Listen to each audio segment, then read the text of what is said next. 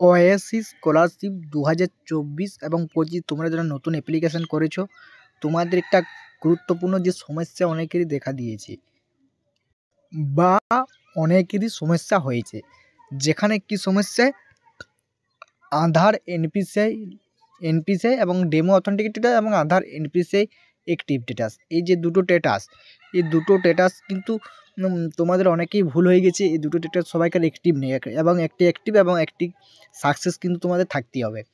আধার NPCI active এবং demo authenticated success, ঠিক আছে, যেখানে তোমাদের কিন্তু আধার এই দুটো তোমাদের সাকসেস বা অ্যাক্টিভ কিন্তু নেই।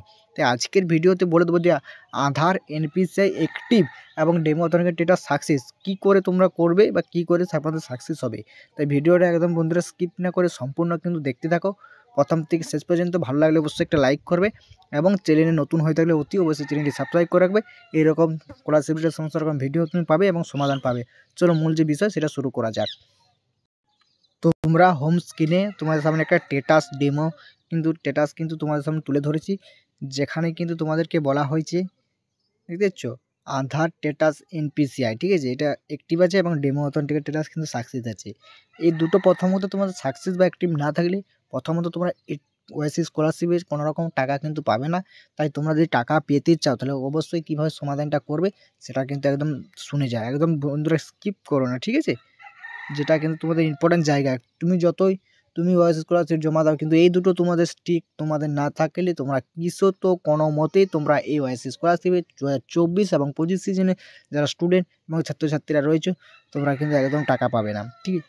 এটা সমাধান প্রথমত তোমাদেরকে কীভাবে করবে, যদি আধার স্ট্যাটাস এনপিসিআই মানে এটা মানে হচ্ছে তোমার আধার কার্ডের সাথে ব্যাঙ্ক নাম্বার লিঙ্ক করা নেই, এটা একমাত্র তোমার ব্যাংকে গিয়ে ম্যানেজারের সাথে বা ক্যাশিয়ার যেটা থাকে তোমরা বলবে যে আধার কার্ডের সাথে আমার ব্যাঙ্ক নাম্বারটা লিঙ্ক করে দাও, না হচ্ছে আমি কিন্তু স্কলারশিপ করতে পারছি না, ঠিক আছে, তারাই একমাত্র করবে, ঠিক আছে।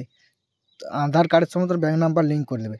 আবার ডেমো অথেন্টিকেট স্ট্যাটাস থাকতে হবে, মানে ডেমো মানে তোমার যদি নামের বানাম ভুল থাকি, যদি আধার কার্ডের সঙ্গে নাম মিল হচ্ছে না বা স্কুল সার্টিফিকেট বা তোমার রেজাল্ট থেকে যাবতীয় যে তোমার যে ডকুমেন্টসগুলোর সাথে যদি তোমার নাম কোনো ভুল থাকে, মিল না থাকে, তবে কিন্তু এই সাকসেস লেখাটা আসবে না, এটা কিন্তু নন অ্যাক্টিভ থাকবে।